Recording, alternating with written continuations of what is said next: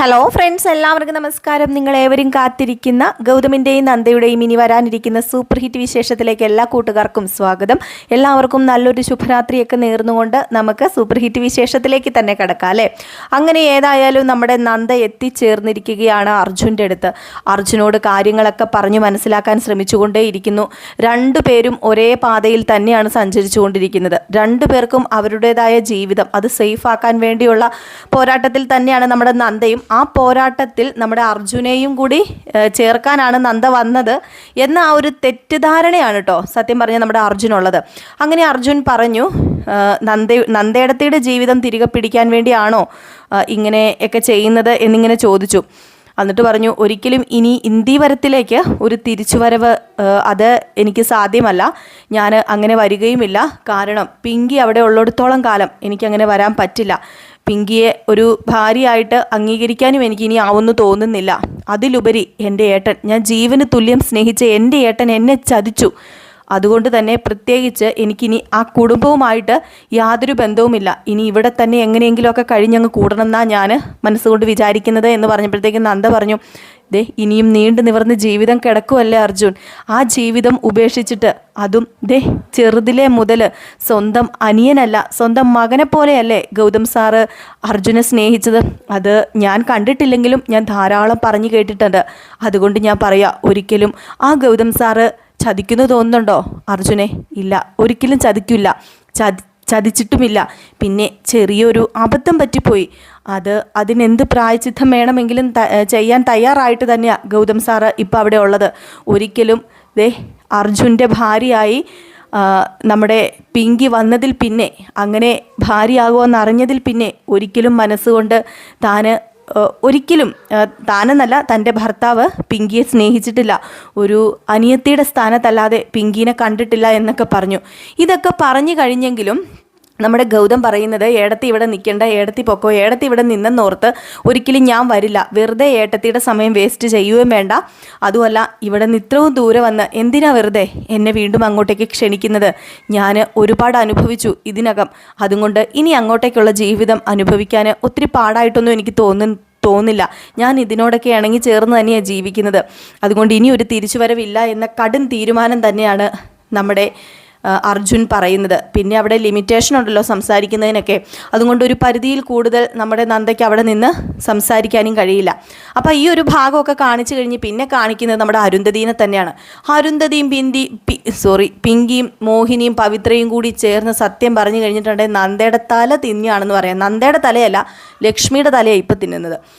മരുമകളെ അഴിച്ചു വിട്ടിരിക്കുകയാണ് ഗൗതം, അവളെ പറത്തി വിട്ടിരിക്കുകയാണ്. അവൾ എവിടെയാണ് പോകുന്നതെന്ന് ഗൗതമിന് അറിയാമോ? അല്ലെങ്കിൽ ഇവിടെ എനിക്കെന്താ ഒരു വിലയുമില്ലേ എന്നൊക്കെ പറയുന്നു. അപ്പോഴത്തേക്കും പവിത്രയാണെങ്കിൽ, ഇവിടെ സ്വാതന്ത്ര്യമല്ലായിരുന്നു അവൾക്ക്. ഇത്രയും നാളും വല്യബായി ഇവിടെ ഇല്ലാത്തോണ്ടേ അവൾ എന്തൊക്കെയാ കാണിച്ചു കൂട്ടിയത്. അതുകൊണ്ട് തന്നെയല്ലേ ഈ കുടുംബം തകർന്ന് കുട്ടിച്ചോറാകാൻ പോയത്. അന്ന് അവൾ അവിടെ എസ്റ്റേറ്റിൽ പോയപ്പോൾ എന്തൊക്കെ കാണിച്ചു കൂട്ടി. അവിടെ ചെന്ന് ഏതോ ഒരു വില്ലനുമായിട്ട് മൽപ്പിടുത്തം നടത്തി. അതിൻ്റെ പേരിൽ ഗാഥ എന്ന് പറയുന്ന ഒരു പെണ്ണിനെ ഇവിടെ കൊണ്ടുവന്നിട്ട് ഇപ്പം അതിലും വലിയ പ്രശ്നങ്ങളുണ്ടാക്കി. ഇതാ പറയുന്നത്, അവൾ ഇത് തന്നെയാണ് ഈ കുടുംബം നശിപ്പിക്കാൻ വേണ്ടി, അവൾക്ക് ഈ കുടുംബം നശിപ്പിച്ച് കുട്ടിച്ചോറാക്കണമെന്നൊക്കെ പറഞ്ഞപ്പോഴത്തേക്കും ലക്ഷ്മി പറഞ്ഞു, പവിത്രേ, എന്തിനാ പവിത്രേ നീ ഇങ്ങനെ അവളെ കുറ്റപ്പെടുത്തുന്നത്? നീ എത്ര കുറ്റപ്പെടുത്തിയാലും ഗൗതമിന് ഏതായാലും നന്ദേനെ നന്നായിട്ട് അറിയാം. അവൾ സ്റ്റഡി ടൂറിന് തന്നെയാണ് പോയത്. അവൾ പഠിച്ചുകൊണ്ടിരിക്കുന്ന കുട്ടിയല്ലേ. സ്റ്റഡി ടൂർ വരുമ്പോൾ ചിലപ്പോൾ പോകും, ചിലപ്പോൾ പോയില്ലെന്ന് വരും. അതൊക്കെ അവനവൻ്റെ ഇഷ്ടമല്ലേ എന്ന് പറഞ്ഞപ്പോഴത്തേക്കും പെട്ടെന്നാണ് നമ്മുടെ പിങ്കി, കേട്ടില്ലേ വല്യമ്മായി? ഇപ്പം വല്യമ്മായിയുടെ മുമ്പിൽ ശബ്ദം ഉയർത്തി തുടങ്ങി. ആര്? ചെറിയമ്മായി. ഞാനൊരു കാര്യം പറയട്ടെ, ഇതെല്ലാം നന്ദ കാരണമാണ്. കാരണം എന്താ? ഇപ്പം വല്യമ്മായിക്ക് ഈ വീട്ടിൽ ഒരു വിലയുമില്ല. അതിന് കാരണം ഞാൻ പറയണ്ടല്ലോ. ആ അവിഹിത ബന്ധം കുത്തിപ്പൊക്കിക്കൊണ്ട് വന്നത് നന്ദ. അത് കാരണമാണ് ഇപ്പം ഒരു വിലയും നിലയും ഇല്ലാതെ എല്ലാവരും വല്യമ്മായിനെ കാണുന്നതെന്നും പറഞ്ഞുകൊണ്ട് അടുത്തതായി നമ്മുടെ പിങ്കിയുടെ കുത്തിത്തിരിപ്പ്. ഇതെല്ലാം കേൾക്കാൻ അവിടെ ആകെ ഉള്ളത് സത്യം പറഞ്ഞാൽ നമ്മുടെ ലക്ഷ്മി മാത്രമാണ്.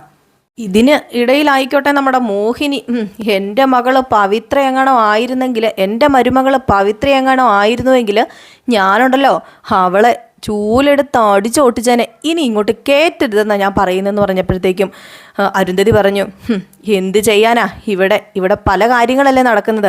അല്ല ലക്ഷ്മി, ഞാൻ നിന്നോടൊരു കാര്യം ചോദിച്ചോട്ടെ. നിന്റെ മരുമകളെ നിലയ്ക്ക് നിർത്താൻ നിനക്കറിയത്തില്ലേ? ഞാൻ അറിയാൻ മേലാഞ്ഞിട്ട് ചോദിക്കുക. നിന്റെ മരുമകൾ കാണിച്ചു കൂട്ടുന്നതിനെല്ലാം നീ കൂത്താടിയിട്ടല്ലേ അവളിപ്പം നിന്നെ പോലും വകവെക്കാതെ നിന്നോട് പറഞ്ഞു അവളെവിടെ പോവാന്ന്. പറയാതെ പോയതെന്ന് പറഞ്ഞപ്പോഴത്തേക്കും അതിന് പറഞ്ഞല്ലോ സ്റ്റഡി ടൂറിന് പോകുകയെന്ന്. പിന്നെ നമ്മൾ ഇനിയിപ്പം വേറെ തിരക്കേണ്ട കാര്യമില്ലല്ലോ. പിന്നെ സ്റ്റഡി ടൂർ എന്നും സ്റ്റഡി ടൂറാന്നും പറഞ്ഞ് ഉള്ള മെഡിസിന് പഠിക്കുന്നവരൊക്കെ അന്ന് വെച്ചാൽ ഇങ്ങനെ തെണ്ടാനിറങ്ങി നടക്കുകയല്ലേ. ഇത് ഈ കുടുംബത്തിലായതുകൊണ്ട് പറ്റും, വേറെ ഒരു കുടുംബത്തിലും ഇത് പറ്റില്ല എന്നൊക്കെ ഇങ്ങനെ പറയുകയാണ്. ഏതായാലും ഇതിനിടയിൽ നമ്മുടെ ഗൗതം വന്നിട്ട് ചോദിച്ചു, ഇവിടെ നിങ്ങൾക്ക് എന്താ പ്രശ്നം? ഇവിടെ ആർക്കാ പ്രശ്നം? ഇവിടെ നന്ദ പോയതിന് ഇവിടെ ആർക്കെങ്കിലും പ്രശ്നം ഉണ്ടാകണോ? എൻ്റെ ഭാര്യയല്ലേ ഇവിടുന്ന് പോയത്, എനിക്ക് പ്രശ്നമില്ലല്ലോ. അവൾ എന്നോട് അനുവാദം ചോദിച്ചിട്ടാണ് പോയത്. ഇതിൽ കൂടുതൽ എന്താണ് വേണ്ടതെന്ന് ചോദിച്ചപ്പോഴത്തേക്കും പെട്ടെന്ന് ഇങ്ങ് എണീറ്റു നമ്മുടെ ഇന്ദീവരം തറവാട്ടിലെ തറവാട്ടമ്മയായ അരുന്ധതി. ഓഹോ, ഇപ്പം അങ്ങനെ ആയല്ലേ. അപ്പം ഈ വല്യമ്മയ്ക്ക് ഈ വീട്ടിൽ എന്താടാ വിലയുള്ളത്? ഈ വല്യമ്മയ്ക്ക് ഇപ്പം ഈ വീട്ടിൽ ഒരു വിലയും നിലയുമില്ല. എനിക്കറിയാം, കാരണമുണ്ട്. ദേ ഇവിടെ നടന്ന സംഭവങ്ങളൊക്കെ അതല്ലേ, അതുകൊണ്ടല്ലേ ഇപ്പം എനിക്കിവിടെ ആരും വില തരാത്തത് എന്നിങ്ങനെ ചോദിച്ചു കഴിഞ്ഞപ്പോഴത്തേക്കും ഗൗതം പറഞ്ഞു, വല്യമ്മയുടെ മനസ്സിൽ എന്തെങ്കിലുമൊക്കെ ഉണ്ടെങ്കിൽ അതങ്ങ് കളഞ്ഞേരെ. ഞങ്ങൾ അതൊന്നും മനസ്സിൽ ഓർത്ത് വെച്ചിട്ടില്ല. ഞാൻ പ്രത്യേകിച്ച് അതൊന്നും മനസ്സിൽ ഓർക്കാറുമില്ല. പിന്നെ ഇവിടെ നടന്ന കാര്യങ്ങളൊക്കെ അത്രയ്ക്ക് രസമുള്ളതല്ലെന്ന് എല്ലാവർക്കും തന്നെ അറിയാം. അതിന് വല്യമ്മായി തന്നെ ഒരു പരിഹാരം കണ്ടെത്തിയല്ലോ. അതിന് വല്യമ്മായിയോട് ഇവിടെയുള്ള എല്ലാവർക്കും ബഹുമാനം മാത്രമേ ഉള്ളൂ, ആർക്കും ദേഷ്യമൊന്നുമില്ല എന്നൊക്കെ പറഞ്ഞു.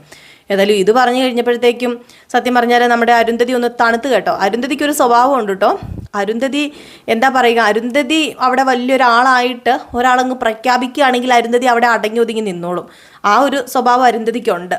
അപ്പോൾ ഏതായാലും ഇതൊക്കെ കഴിഞ്ഞാണ് നമ്മുടെ നന്ദ ഒരാളുമായിട്ട് വരുന്നത്. അത് നിങ്ങൾ പ്രമോയിൽ കണ്ടു കാണും, നമ്മുടെ അർജുൻ്റെ അമ്മ. അപ്പം നമ്മുടെ അർജുൻ്റെ അമ്മയുമായിട്ടാണ് നമ്മുടെ നന്ദ വരാൻ പോകുന്നത്.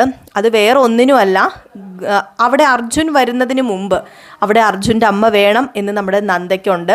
അതുകൊണ്ടാണ് നന്ദ ഇപ്പം നമ്മുടെ അർജുൻ്റെ അമ്മേനെ കൊണ്ടുവരുന്നത്. അർജുൻ്റെ അമ്മേനെ കണ്ടതും എല്ലാവരും ഞെട്ടി നിൽക്കുന്ന ഒരു അവസ്ഥയാണ്. അത് അർജുൻ കൂടെയുണ്ടോ എന്ന് നിങ്ങൾക്കൊരു സംശയം കാണും.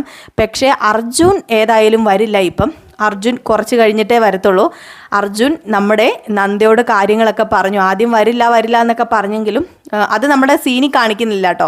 ഇനി അർജുൻ വന്നു കഴിഞ്ഞായിരിക്കും ആ ഒരു സീൻ കാണിക്കുന്നത്. നന്ദയും അർജുനും കൂടി ചേർന്ന് കുറച്ച് പ്ലാനുകളൊക്കെ നടത്തുന്നുണ്ട്. അപ്പോൾ അതൊക്കെ ഇനി കുറച്ച് കഴിഞ്ഞേ കാണിക്കത്തുള്ളൂ, ഇപ്പോൾ സീനിൽ കാണിക്കുന്നില്ല.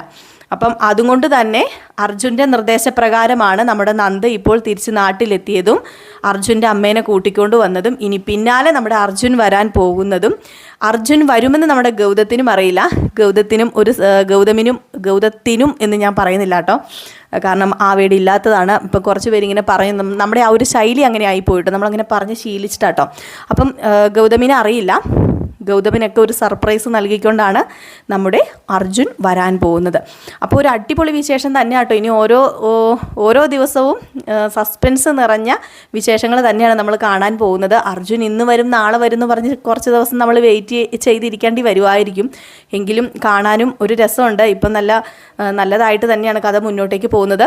ഇതുപോലെ തന്നെ മുന്നോട്ടേക്ക് പോകുമെന്ന് പ്രതീക്ഷിച്ചുകൊണ്ട് തന്നെ നിർത്തുന്നു. നാളെ ഫുൾ വിശേഷമായിട്ട് കാണാം. അതുവരെ എൻ്റെ എല്ലാ കൂട്ടുകാർക്കും Tata, bye bye and good night.